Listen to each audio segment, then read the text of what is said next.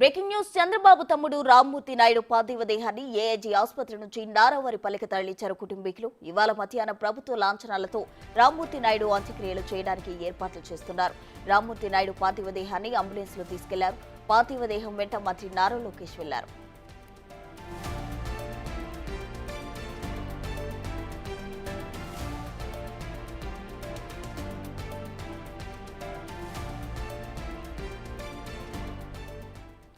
AP CM చంద్రబాబుకు కాంగ్రెస్ అగ్రనేత Rahul Gandhi call చేశారు. బాబు సోదరుడు రామ్మూర్తి నాయుడు మృతిపై ఆయన సంతాపం వ్యక్తం చేశారు.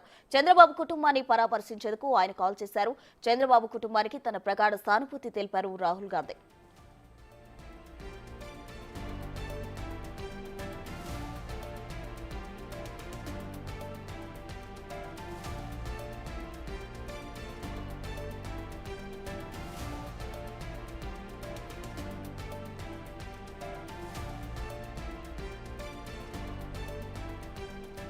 చంద్రబాబు తమ్ముడు రామ్మూర్తి నాయుడు పార్థివ దేహాన్ని ఏఐజీ ఆసుపత్రి నుంచి నారావారిపల్లెకు కుటుంబీకులు తరలిస్తున్నారు. ఇవాళ మధ్యాహ్నం ప్రభుత్వ లాంఛనాలతో రామ్మూర్తి నాయుడు అంత్యక్రియలు చేయడానికి ఏర్పాట్లు చేస్తున్నారు.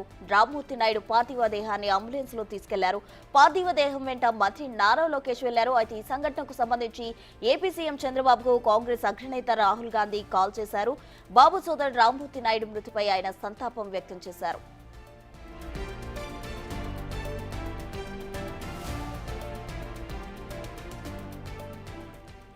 మరిన్ని వివరాలు మా ప్రతినిధి దామోదర్ అందిస్తారు. దామోదర్, నారా రామ్మూర్తి నాయుడు మృతి పట్ల రాహుల్ గాంధీ తన సంతాపాన్ని తెలియజేశాడు. అంతేకాకుండా ఏపీ సీఎం చంద్రబాబు నాయుడుకు ఫోన్ చేసి స్వయంగా తన సానుభూతిని ప్రకటించాడు. ముఖ్యంగా ఇలాంటి సమయంలో ధైర్యంగా ఉండాలంటూ తన సోదరుడి మరణం పట్ల బాధతో ఉన్న చంద్రబాబును పరామర్శించిన నేపథ్యము. మరోవైపు ఏదైతే నారా రామ్మూర్తి నాయుడు యొక్క భౌతిక కాయం మరికొంతసేపట్లో ఏదైతే నారావారిపల్లికి చేరుకోనుంది.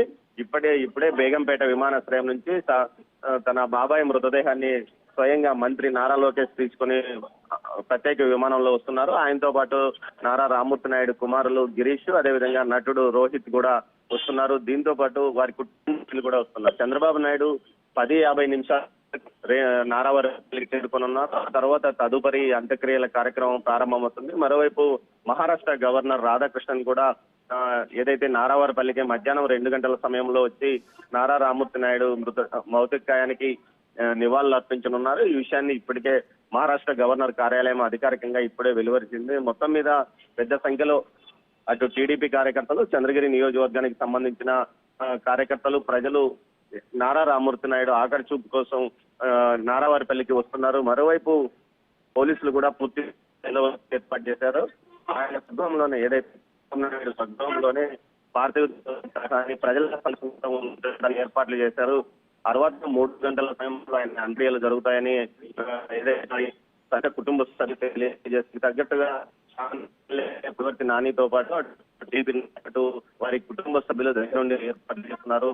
ఏదైతే గతంలో రామ్మూర్తి వారి తల్లిదండ్రులు అమ్మనమ్మ ఖర్జూన సమాధులు ఉన్న ప్రాంతంలోనే ఈయన మృతదేహాన్ని వచ్చి అంత్యక్రియ నిర్వహించి కూడా ఏర్పాటు చేశారు. ఇందుకు నిన్నటి నుంచే ఏర్పాటు చేశారు. మరోవైపు సీఎం చంద్రబాబు నాయుడు రానున్న నేపథ్యంలో ఏర్పాటు చేశారు.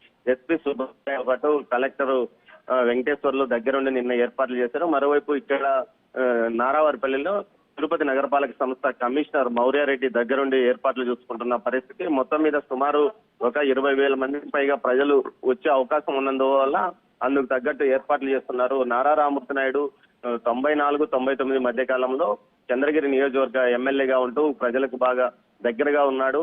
సోదరుడు తరఫున అన్ని పనులు ఆయన నిర్వహించేవాడు. ముఖ్యంగా కాణిపాకం ఆలయ విస్తరణకు మాస్టర్ ప్లాన్ కు ఆయన పూర్తిగా సహకరించాడు. గతంలో కాణిపాకం ఆలయం చాలా చిన్నదిగా ఉండేది. ఆ నేపథ్యంలో ఆయన అక్కడ స్థానికంగా ఉన్న కాణిపాకం గ్రామస్తులతోనూ రైతులతోనూ మాట్లాడి ఆలయం కోసం సుమారు 50 ఎకరాల భూమిని సేకరించాడు. ప్రస్తుతం విస్తరించి ఉన్న ఆలయం మొత్తం ఆయన అప్పట్లో సేకరించిన భూముల వల్లనే ఈ ఆలయం విస్తరణ పెరిగిందంటూ కూడా ఇప్పటికీ అక్కడ గ్రామస్తులు కానీ ఆలయ అధికారులు అర్చకులు కానీ చెప్తారు. దీంతో పాటు పలు గ్రామాల్లో ఆయన ఎన్టీఆర్ హౌసింగ్ స్కీమ్ కింద కానీ ఇతర వివిధ స్కీముల కింద పెద్ద ఎత్తున ఇల్లు నిర్మింపజేశాడు. దీంతో పాటు దేవాలయాలకు పెద్ద ఎత్తున విరాళాలు, దేవాలయాల అభివృద్ధికి పాటుపడ్డాడని కూడా ఏదైతే చంద్రగిరి వాసులు చెప్తారు. ముఖ్యంగా అప్పట్లో పునర్విభజనకు ముందు చంద్రగిరి నియోజకవర్గం అటు పూతలపట్టు నియోజకవర్గంలోని కొన్ని మండలాలు, అదేవిధంగా పుంగనూరు నియోజకవర్గంలోని కొన్ని మండలాలను కలిపి ఉండేది. అప్పట్లో ఆ ఏరియాలో మొత్తం ఆయనకు ఒక అనుచరగణం ఉంది. వారంతా ఈ రోజు హాజరయ్యే అవకాశం ఉన్నందువలన పూర్తి స్థాయిలో ఏర్పాట్లు చేస్తామని అధికారులు చెప్తున్నారు. ప్రస్తుతం రైట్ దామోదర్, థ్యాంక్ యూ.